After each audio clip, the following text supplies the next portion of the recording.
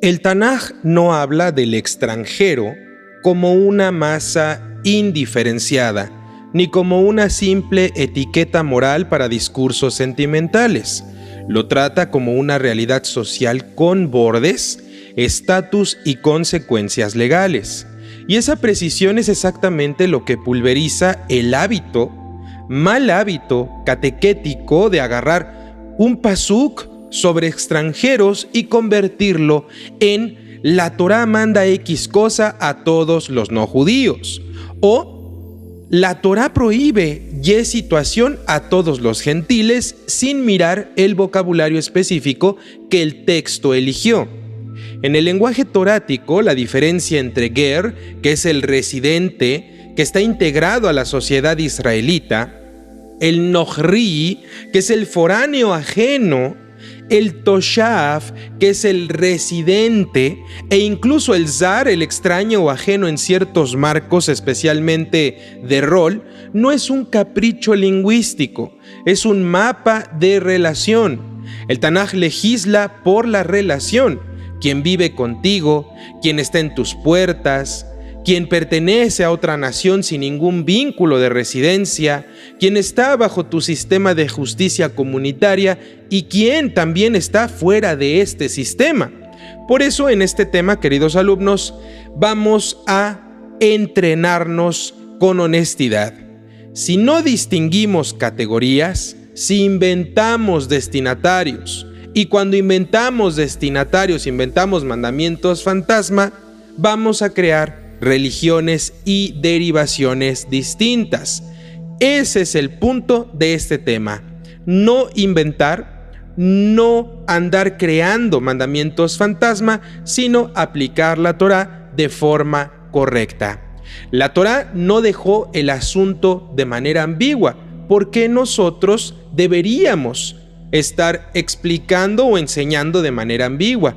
No, queridos alumnos, la Torá siempre ha sido específica, puso palabras distintas para situaciones distintas y repitió fórmulas fijas para que ustedes como alumnos y los lectores alrededor del mundo, judíos y no judíos, puedan detectar cuando una normativa es exclusiva del colectivo israelita y cuando se expresa hacia el ger dentro de ese mismo colectivo israelita o cuando se está hablando de manera universal para personas no judías, sin la necesidad de estar adivinando.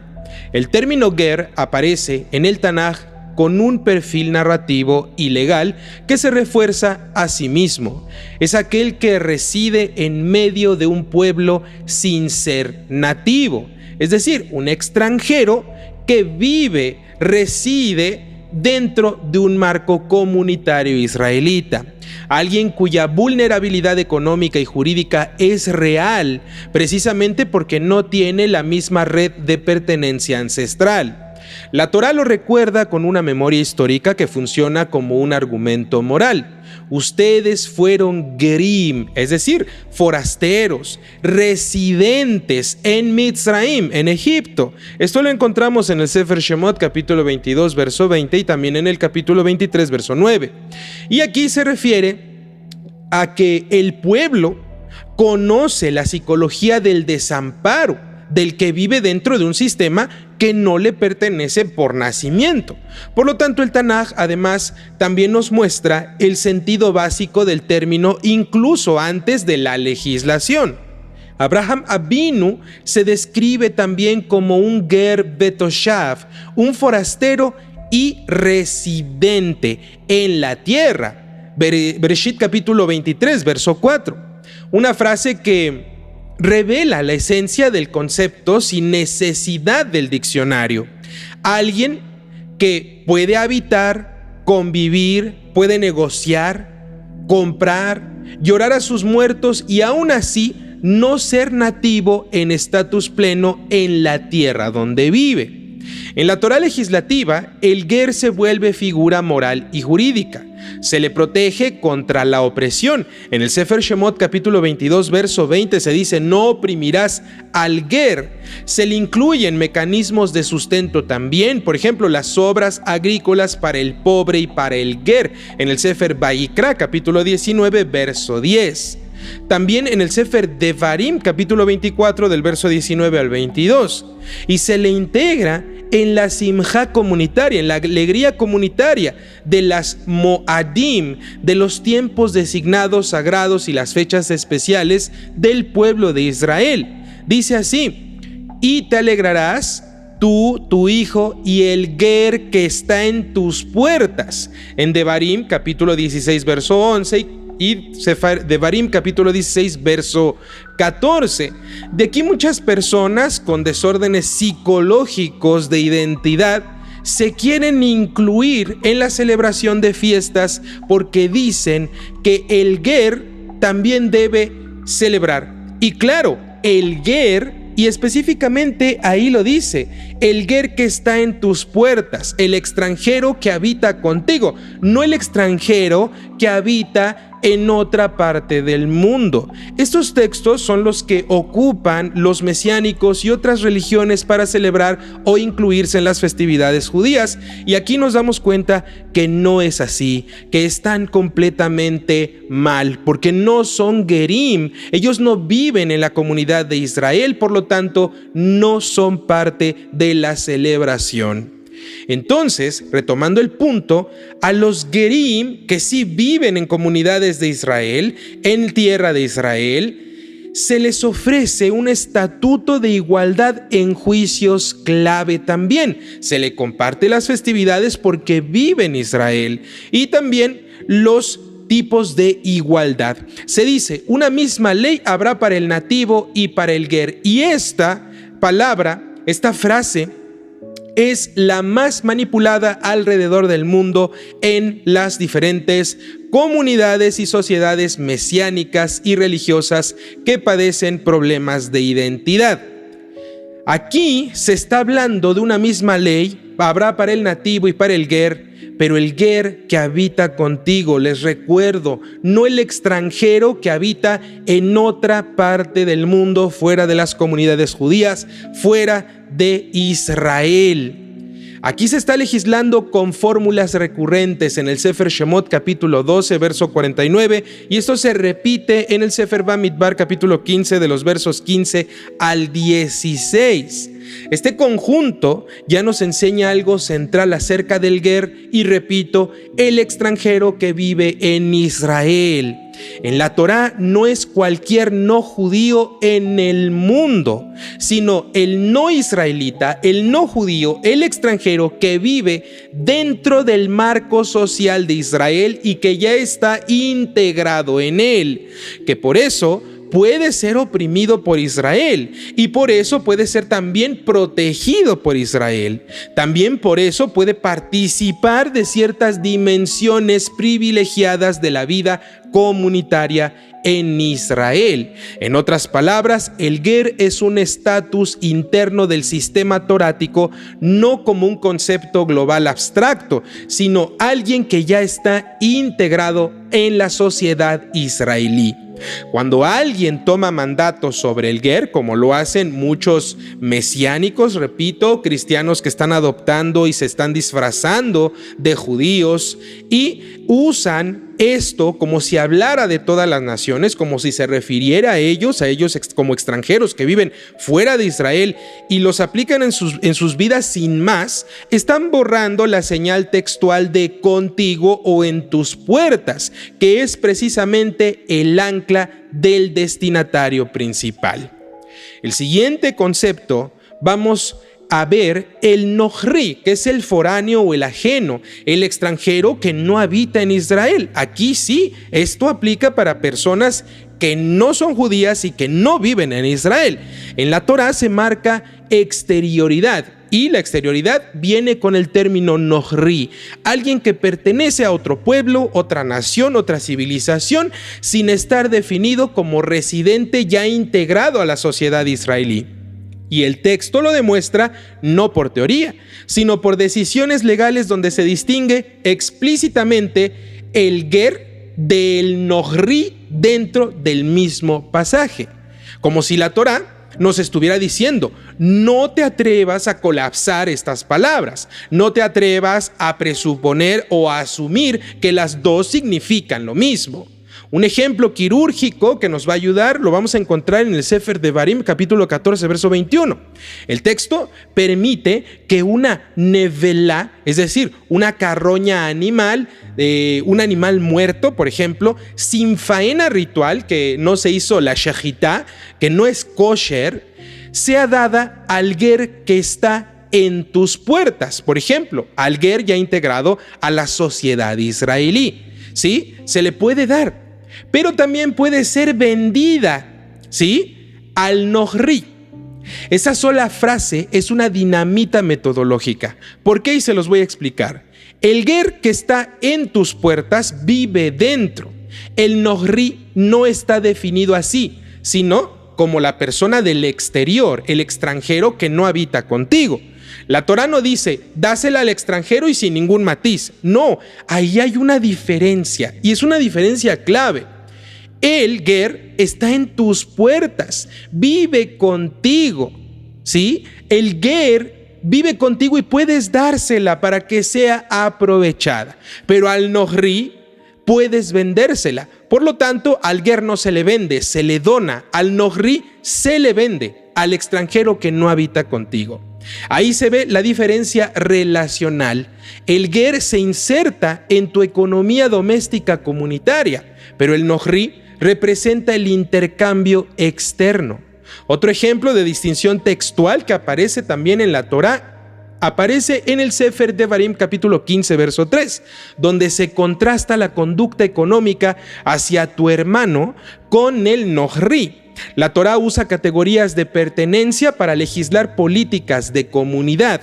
Y cuando en el Sefer Devarim capítulo 17 verso 15 se dice que el rey debe ser de entre tus hermanos y no podrás poner sobre ti un hombre nohri, la palabra nohri vuelve a funcionar como una marca de exterioridad política. No se trata de odio al extranjero, y esto quiero dejarlo bien en claro. No es que el judío odia a los extranjeros, no, esto no es así. Como muchos eslogans modernos, políticos, de naciones o de personas resentidas contra el judaísmo que mencionan que el judío odia a los demás. No es así, queridos alumnos. Esto es un principio nacional. La monarquía como institución de pacto debe surgir del colectivo del pacto, es decir, nativos israelíes.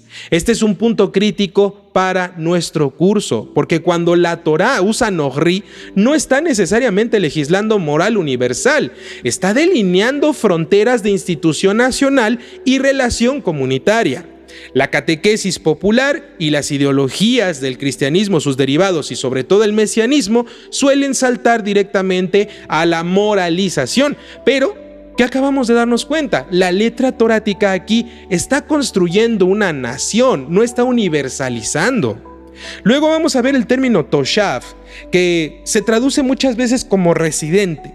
Este término, que puede solaparse en sentido común con la idea de habitar, con la idea del ger, aparece en la Torá a veces como categoría distinta, y precisamente por eso ustedes como alumnos deben de prepararse y deben de resistir la pereza de traducirlo siempre igual que un ger. Toshav no es un ger, no se traduce igual. Toshav puede referirse y estar describiendo una residencia sin el mismo énfasis en vulnerabilidad identitaria del ger, y el texto lo usa en fórmulas que indican condición socioeconómica o de pertenencia parcial. Por ejemplo, en Bereshit 23:4, Abraham Avinu se llama un ger betoshav, como si dijera, yo vivo aquí, es decir, yo toshav, pero mi estatus es forastero, es de ger.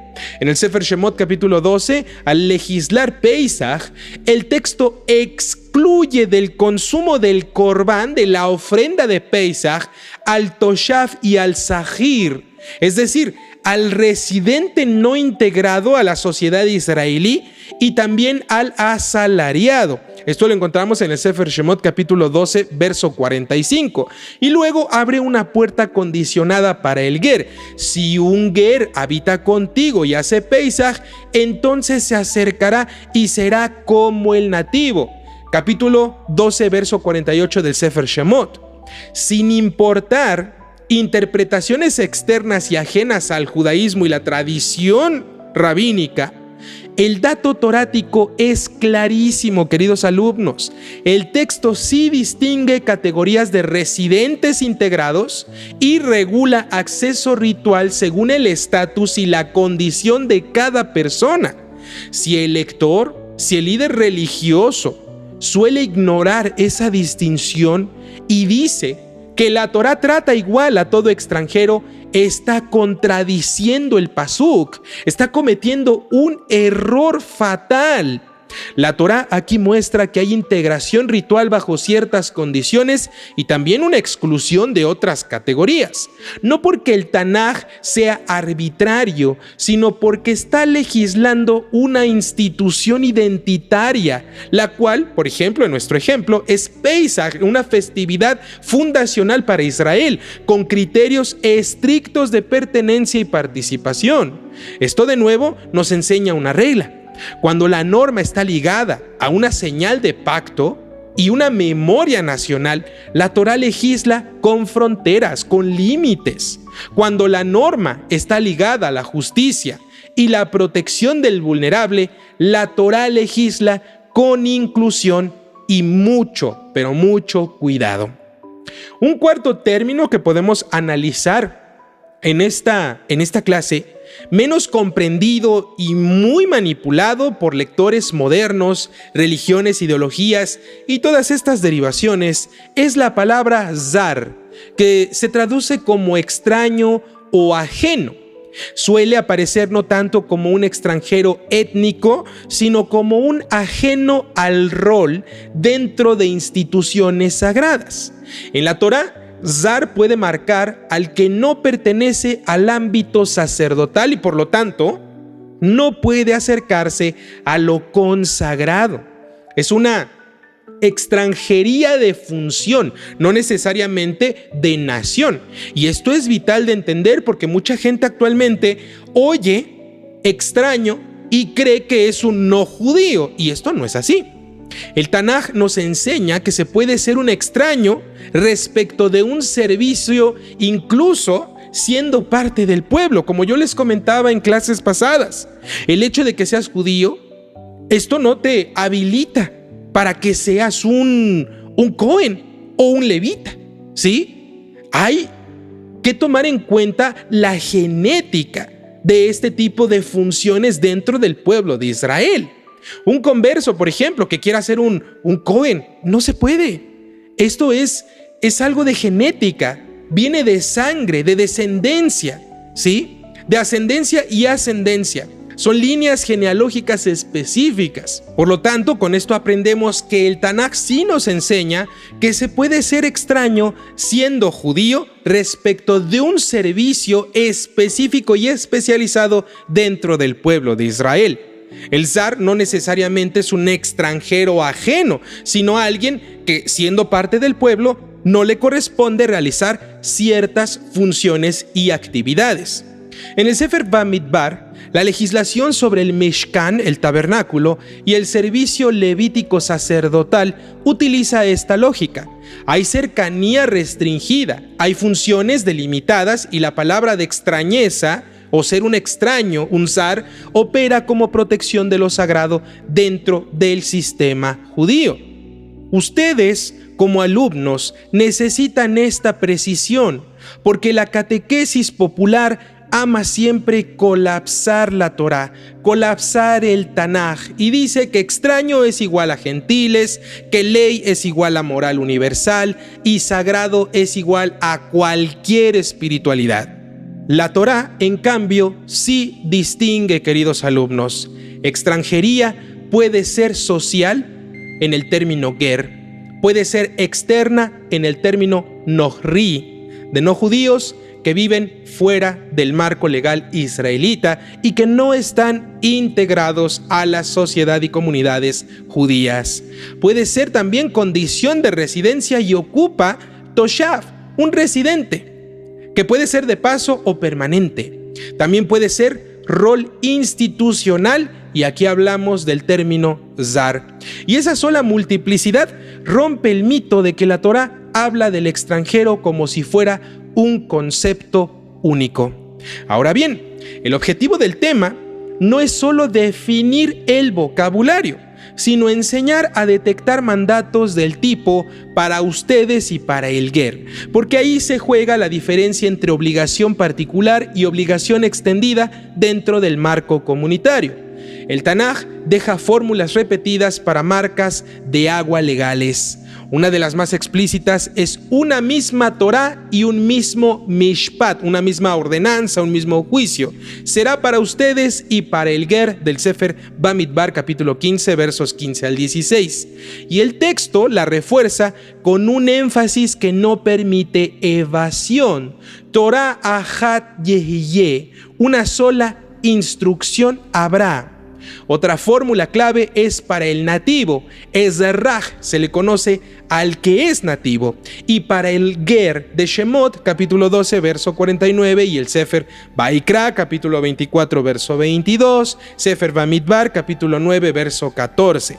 Estas fórmulas son el instrumento técnico de este curso.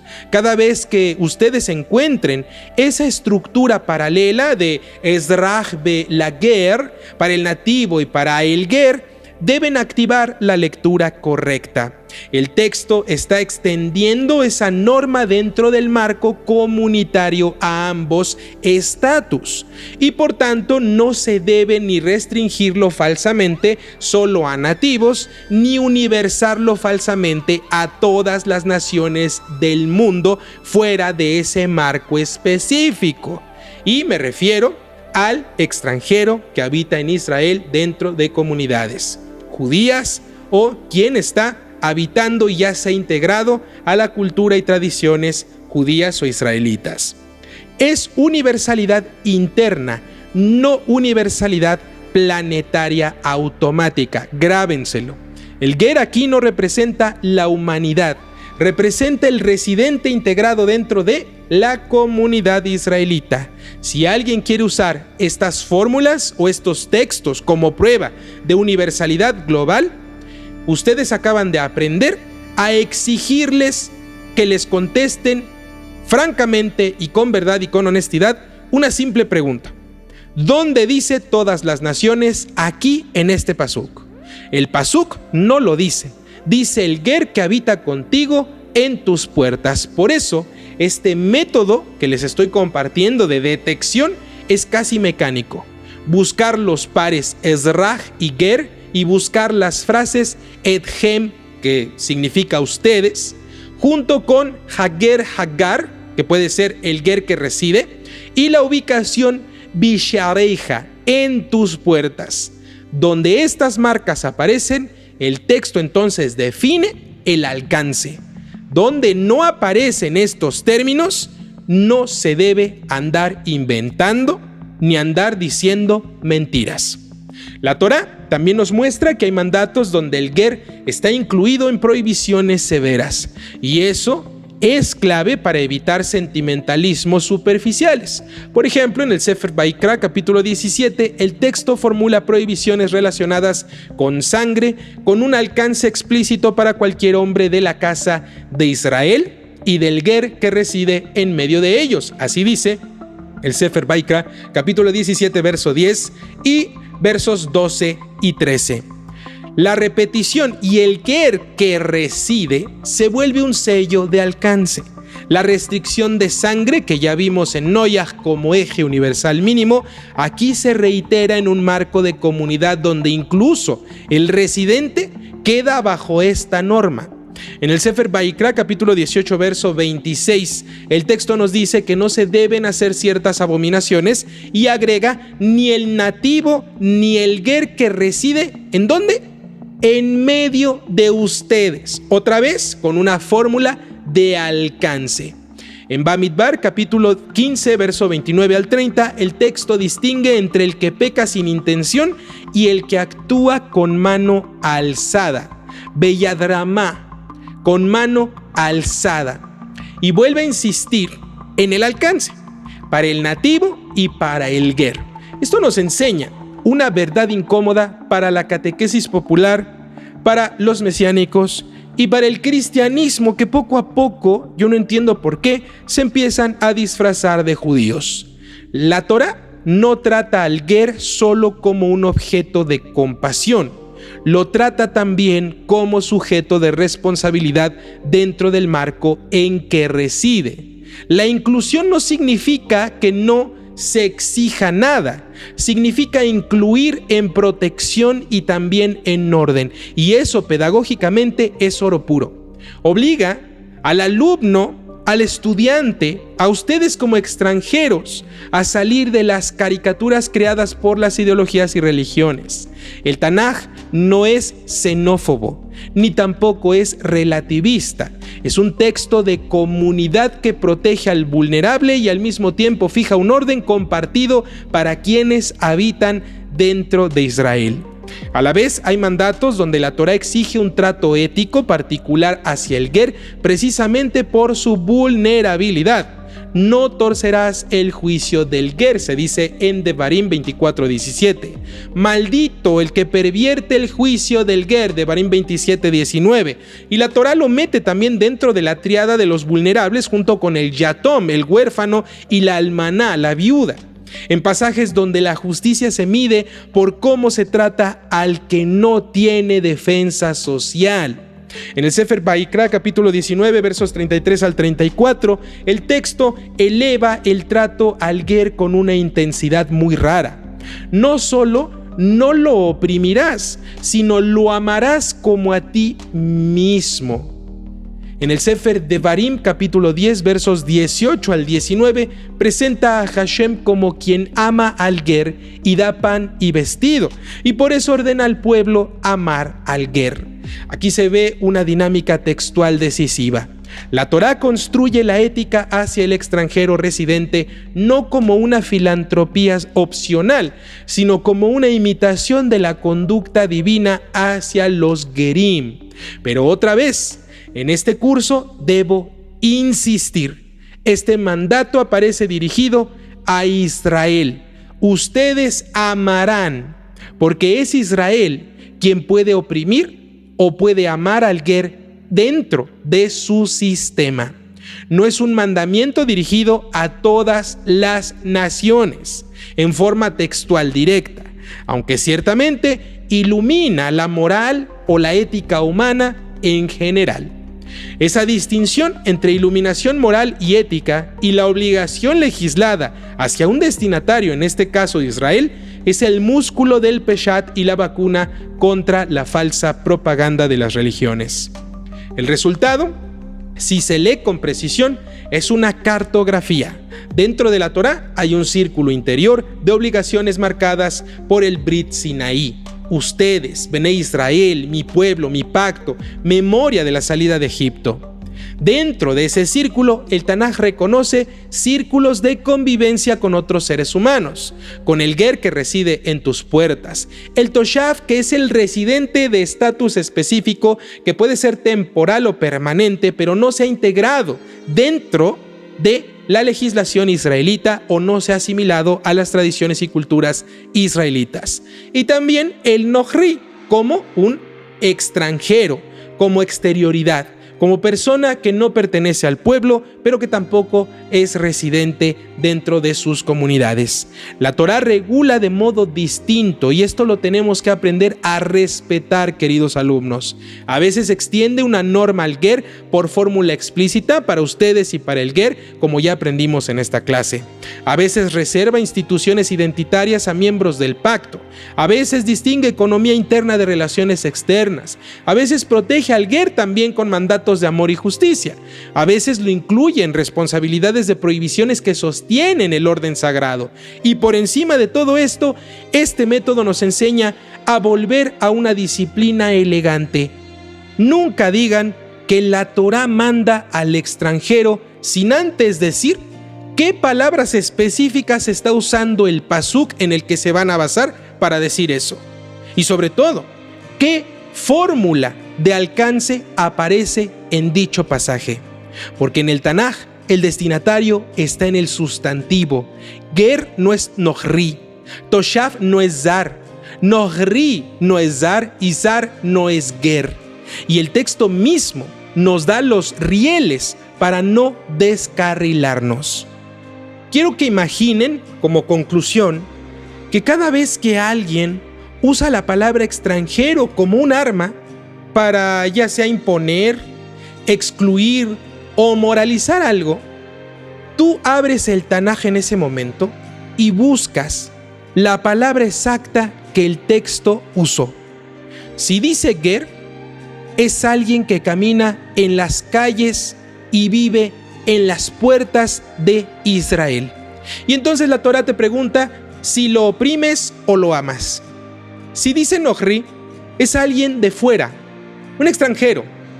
Y entonces la Torá te recuerda que nación no es una nebulosa, que hay fronteras de institución y también fronteras y límites de pertenencia. Si dice Toshav, es residencia pero con matices.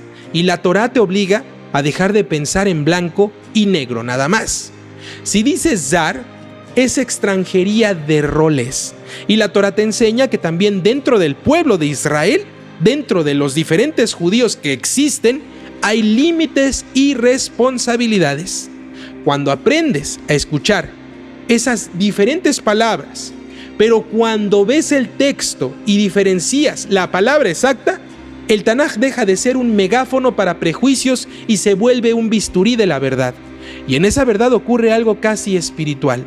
Ya no vas a hablar del extranjero como un concepto para poder juzgar a los demás, sino como una relación para ordenar con justicia. Entonces la Torá por fin hace lo que siempre quiso hacer en su propio lenguaje: convertir a una nación en una escuela de Mishpat, una escuela de justicia y de ordenanzas, donde incluso el que no nació dentro puede vivir contigo sin ser devorado, y donde tú, como estudiante, como aprendiz, como lector, como interesado en aprender la verdad del Tanaj, estás aprendiendo a no devorar el texto inventando alcances, sino a honrarlo, dejándolo decir exactamente lo que dice, sin inventar nada.